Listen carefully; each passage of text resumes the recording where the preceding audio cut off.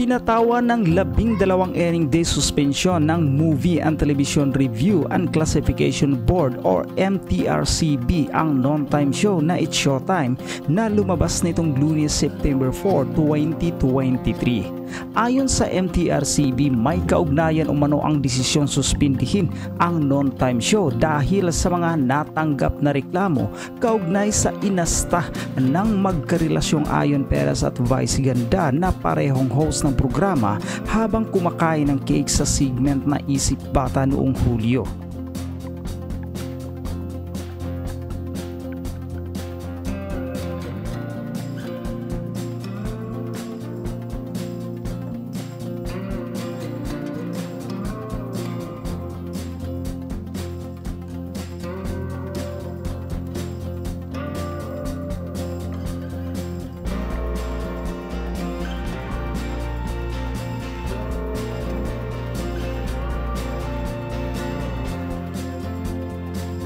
Hindi rin umano iyon ang unang pagkakataon nagbaba sila ng preventive suspension sa It's Showtime.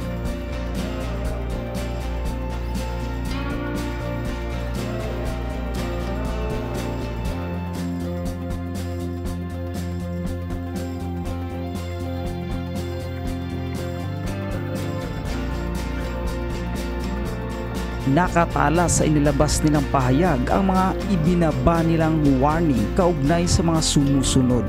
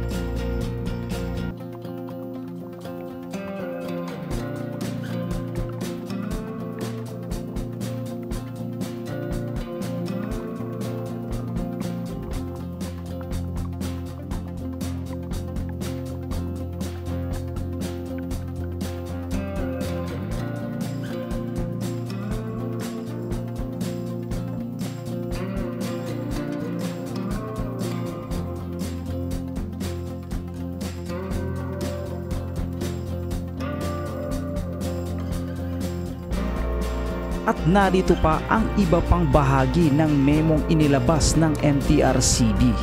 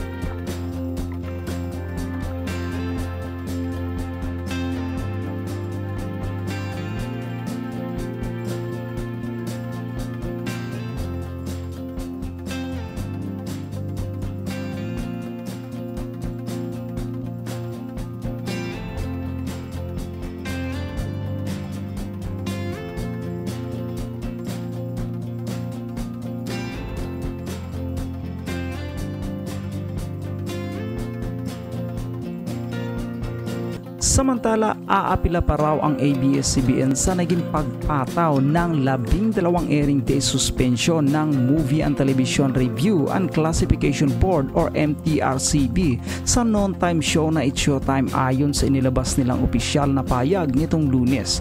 Nakasaad sa ikalawang talata ng kanilang opisyal na pahayag,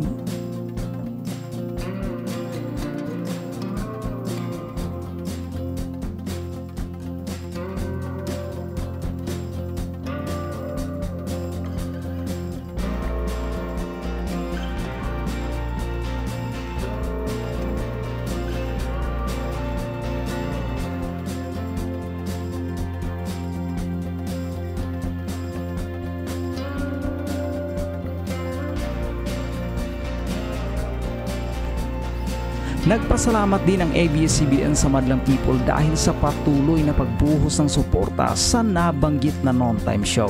Samantala, binanggit naman na inilabas na anunsyo ng MTRCB na maaaring maghain ng motion for reconsideration ang producer ng non-time show sa loob ng 15 araw matapos matanggap ang desisyong alinsunod sa presidential decree.